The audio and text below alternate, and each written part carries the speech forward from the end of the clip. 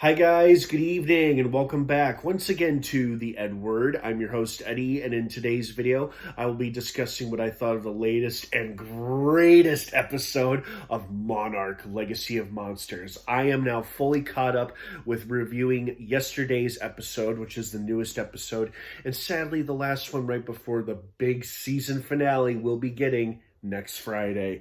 So, before I begin, of course, as usual with most of my review videos, this is a spoiler-filled review. So if you haven't seen Monarch, Legacy of Monsters by the latest and greatest episode, you do not want to keep watching or listening, as I will be discussing spoilers, plot details, character stuff, all that jazz. That being said, you have been warned. Let's dive right back into it. First off, it is so great to be back in the Hollow Earth after all this time. Although I should emphasize that I do not believe we are anywhere near where the Hollow Earth was predominantly seen more recently in Godzilla vs. Kong.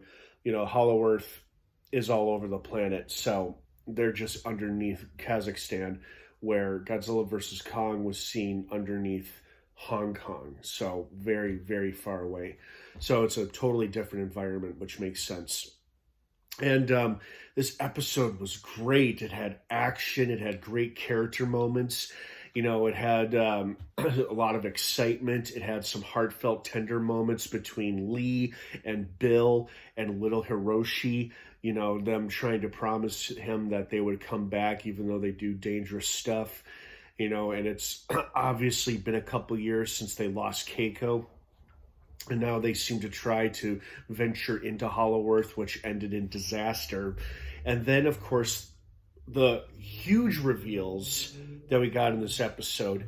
Not only has Lee been to the Hollow Earth and survived before, but he was in the Hollow Earth for an unknown amount of time. He entered it in 1962 and then reemerged in 1982. Or wait, no, did he?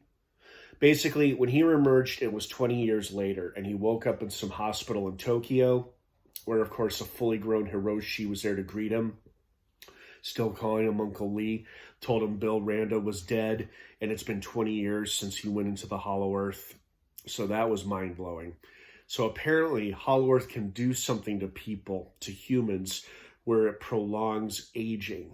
It's kind of like having the one ring in your possession from the Lord of the Rings. It delays old age. I guess being in the Hollow Earth does something to humans where their age is delayed, which would explain why, you know, Lee looks only 40 or 50 years older rather than 60 or 70 years older because he's supposed to be in his 90s. And Kurt Russell, in reality, is in his early 70s, I believe. Yeah, early 70s. So, and that's why the joke throughout the show is he looks good for a 90-something-year-old. So that explains why he looks so good for his age, because he was in Hollow Earth for such a long time. And when he eventually reemerged, 20 years had passed. And he was kept in isolation because they didn't know if he brought any contaminants with him or whatnot. He found out his friend Randa was dead, but his nephew Hiroshi was still there.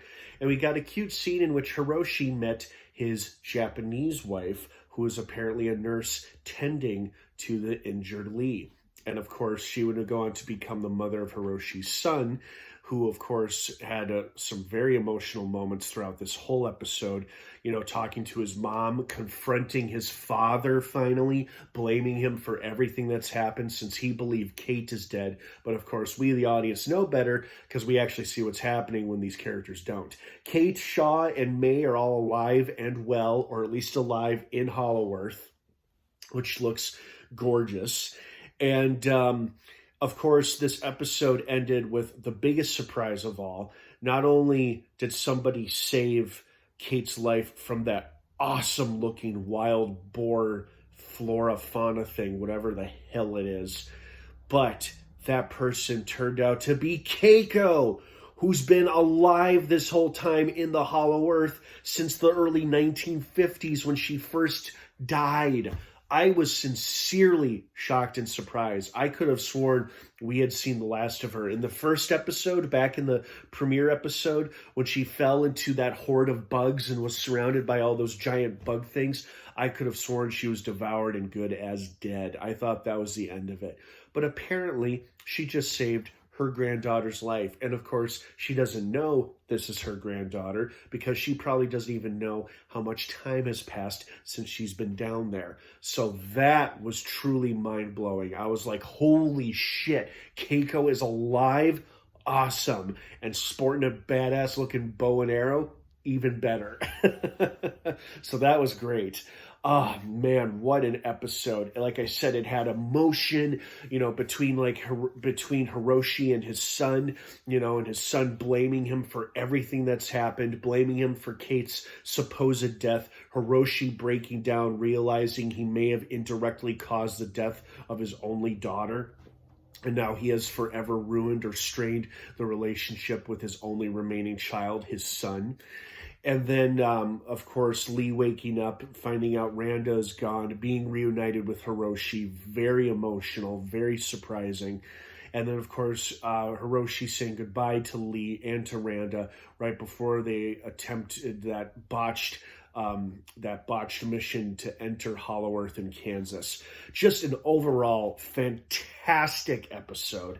Really, really spectacular. And I think it set us up for what is going to be one hell of a season finale next week when it drops. So I am super excited to see what is going to unfold in the season finale, how it's all going to play out. But man, this was an exciting, great episode. Makes me wish all the other episodes that were duds were just as good as this one. But sometimes you're going to have dud episodes mixed amongst the best episodes that they laid out. It's just the way TV is. You can't control it. And you never know which episode is going to be a dud and which one will be a hit. You just don't know until you watch it. It's just life. Oh well.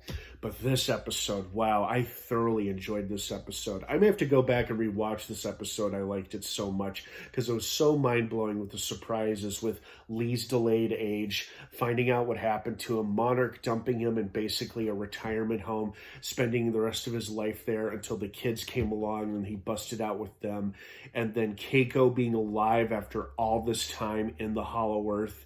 Incredible, just incredible. And that awesome looking giant wild boar thing, totes. So I hope you guys enjoyed this episode as much as I did. What did you think of it? I'd love to hear your thoughts and feelings on it. Thank you so much for watching. The season 1 finale of Monarch Legacy of Monsters drops next week on Apple TV. Don't miss it. I'm sure it's going to be a great one. Have a great rest of your weekend, everybody, if I don't see you. And of course, until next time, may the force be with you.